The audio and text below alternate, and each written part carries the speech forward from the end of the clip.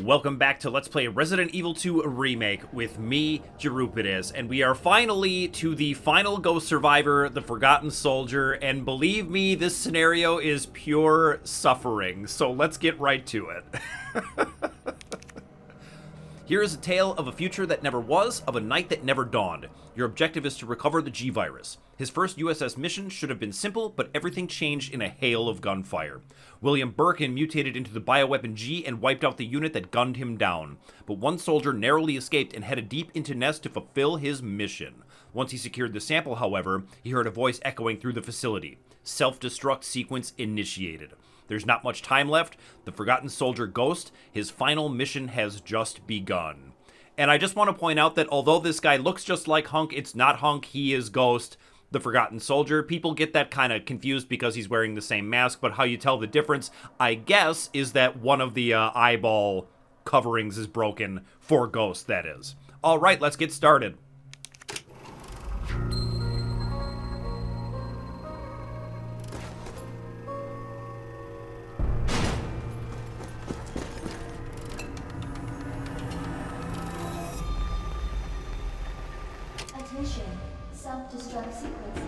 And right over here, we're going to have this note, and this is going to tell us about the new enemy type. So, security team report. Many members of the Nest security team were infected with the virus that leaked out.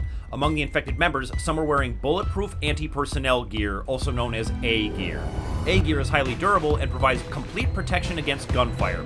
It was designed for use in subduing out-of-control situations. And so what that's going to mean is that there are certain enemies that are covered with this gear, and we can only shoot them in certain spots. Now, let's get to it. One of the things you're going to want to get good at for this scenario is the lunge dodge, which I'm going to show you right here. You run straight at them, wait for them to lunge, and then turn around and run around. We're going to kneecap that guy, and we're going to lunge dodge this one. They do a little bit of a pause right before they lunge, and you can visually react to that to execute the dodge. This room, we're just going to want to go to the left and then to the right. No problems there. And in this vending machine, we're going to take the flash grenade because we're going to need it to complete a very specific room. Then we're going to go ahead and walk nice and slow, and we're going to knife kill this licker. And then we're going to drop this guy and grab the stuff in his backpack. You don't actually need to do this. We do want the high-grade gunpowder, but we don't end up needing the gunpowder, but I take it with me anyway. I actually end up being pretty tight on space for this one, because you end up not really needing to use very many bullets to deal with the situations. You just need to be perfect. If that makes sense. But if we kneecap those guys and head up the ladder, we're through that room. There's going to be another vending machine right away. So I feel like the ammunition in this is rather generous. And we're going to take the shotgun with us, but we end up having to discard our gunpowder. But that's okay, we're not going to need it. Now this one, you're going to want to hug the wall on the right. There's a zombie on the ground to my left there who will grab you if you take the left path. Here we're just going to kneecap everybody. And these are some of the armored soldiers. You have to shoot that left leg there or they won't go down.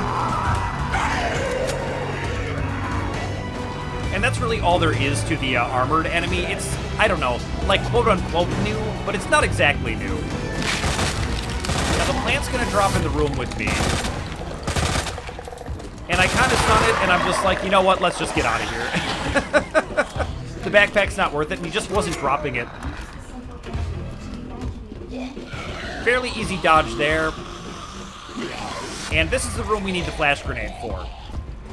So we're going to get it out, chuck it high so that it gets to the middle of the room, which will stun everybody. And we're going to need to shoot the plant. Everybody else should still be stunned, so we can just get right through.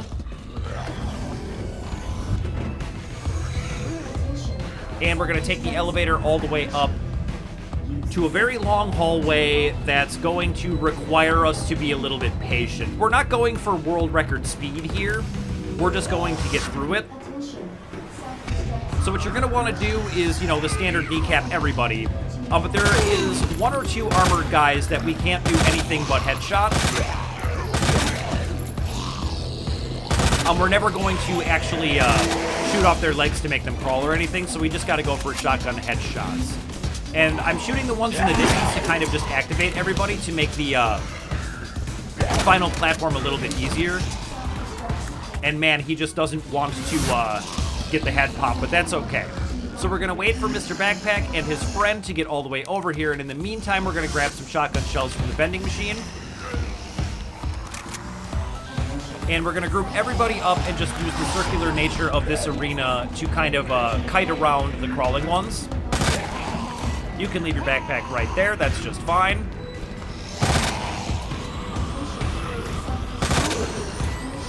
And now we've got everybody crawling, which is good. And this is what I mean when I said you need to be patient. There's probably a faster way to do this, but once again, I'm just trying to get through it, not really going for the world's best time or anything like that. So we've got everybody in kind of a favorable position. So now we're gonna run around, grab the backpack, and then head for that final platform. And here we're gonna make some submachine gun rounds and some shotgun shells. And you do need to pay attention to your gunpowders. You get, in this scenario, both yellow and white, which doesn't happen anywhere else in the game. So you kind of want to pay attention to that. Now this guy actually do get the headshot, which is very nice. We're going to headshot Crawling Lady.